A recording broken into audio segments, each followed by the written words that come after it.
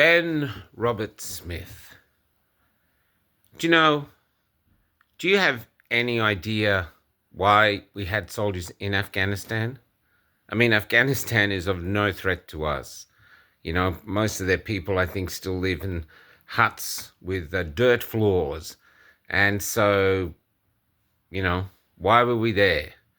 We were there for why we've always been there. Why we were there in Iraq, why we were there in Vietnam, why we were there in Korea. It's because the Americans were there. And we want the Americans to come to our aid if anyone attacks us. And there's only 28 million of us sitting on all this mineral wealth that we're not even using properly. So we might have some impoverished neighbors looking at us and going, we could get rid of those fat, lazy, narcissistic Australians. Man, we could be wealthy for thousands of years on all the mineral wealth that they're sitting on. And so the only reason maybe someone hasn't attacked us and tried to take our eggs is because they're scared of the Americans. So we send these soldiers into harm's way, basically in the hope that America will save us. That's the deal. In fact, most of us didn't even know we had soldiers in Afghanistan, me included. I remember in Melbourne, a young man got on Anzac Day on my tram, and he had a few medals on. And I said to him, they're your grandfather's? And he said, no, they're mine. I was in Afghanistan. And I could see a pain in his face, and I felt ashamed because I thought this young man had gone over there and risked his life in a very strange war just so that I could take my freedom and my liberty, my safety for granted. I wasn't even aware he was risking his life for me.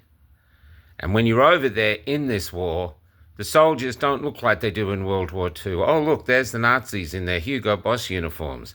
There's us in our fatigues. No, the soldiers look like everybody else. And from what I know, one of their soldiers, the Afghan soldiers, the Taliban, or whatever the fuck it was we were fighting there, got into our camp, made friends with our soldiers like a sleeper cell, then managed to murder 3 of them and get away, and our boys went after them. And I don't really know what happened, but I don't really care because it's war. And he's out there fighting and basically trying to survive. And if it takes killing to do that, so be it. I don't think we have the right to judge this soldier by the morality of virtue signaling morality of someone sitting in a Sydney cafe stirring their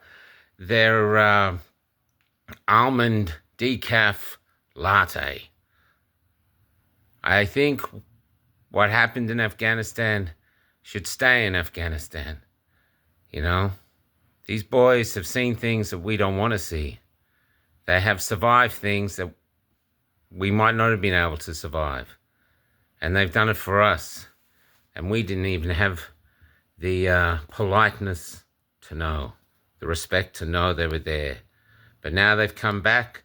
Suddenly our AFP officer, who has more medals on her uniform than those old Soviet generals used to have, is arresting our Victoria Cross hero. It's a statement of our time to how I don't know what we are. I don't know what we are anymore. I just know what we've been. And I do see who we are. Fair-minded, decent, hard-working people everywhere. But our ruling class, you tell me. Although if I was them, I'd be worried. Because in Ireland, the silent majority of white people has stood up and have shut down Ireland with their trucks. And I was talking to my relative over there, who's an Irish truck driver, and he said, this is not political. This was just a couple of guys talking, saying we've had enough of everything, had enough of the woke, had enough of the cost of living, had enough of the mass migration, have enough of everything. They feel they've been betrayed by the political class, that the political class is not listening to them. So they've risen up peacefully and they've brought their country to a standstill. until they are heard. Will they be heard? Who knows? Will the Irish government start shooting their own citizens? Who knows?